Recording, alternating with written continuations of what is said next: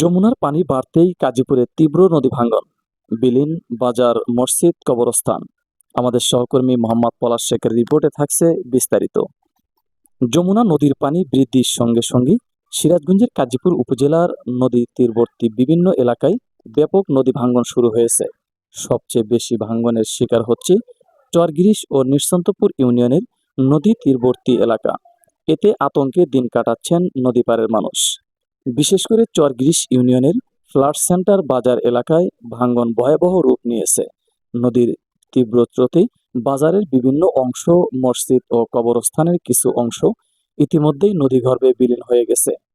একই সঙ্গে ভাঙ্গনের কবলে পড়েছে চারতলা পশ্চিম চরগিরিশ সরকারি প্রাথমিক বিদ্যালয়। গুরুত্বপূর্ণ এসব স্থাপনা রক্ষায় দ্রুত ব্যবস্থা না নিলে আরও ক্ষতির আশঙ্কা করেছে স্থানীয়রা।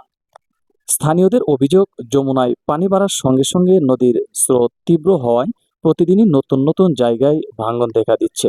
কোথাও কোথাও নদীর পাড় ধসে পড়েছে। এতে বসতভিটা, ফসলি জমি, রাস্তা ও বিভিন্ন স্থাপনা ইতিমধ্যে নদীগর্ভে বিলীন হয়ে গেছে। এই স্কুলের নাম ১০৯ নং পশ্চিম চরগিরিশ সরকারি প্রাথমিক বিদ্যালয়।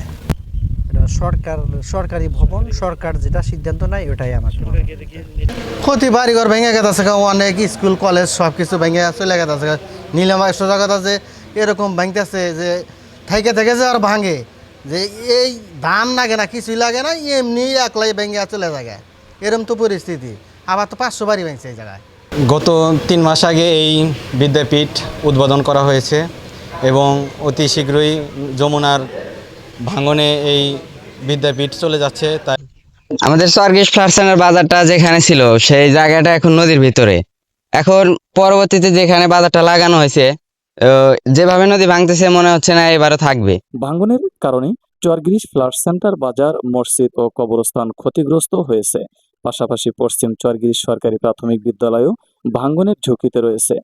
ফলে বিদ্যালয়ের শিক্ষার্থী, শিক্ষক ও অভিভাবকদের মধ্যেও উদ্বেগ দেখা দিয়েছে।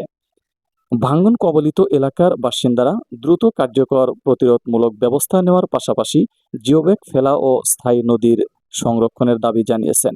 একই সঙ্গে ঝুঁকিপূর্ণ স্থাপনাগুলো রক্ষায় সংশ্লিষ্ট কর্তৃপক্ষের জরুরি হস্তক্ষেপ কামনা করছেন তারা।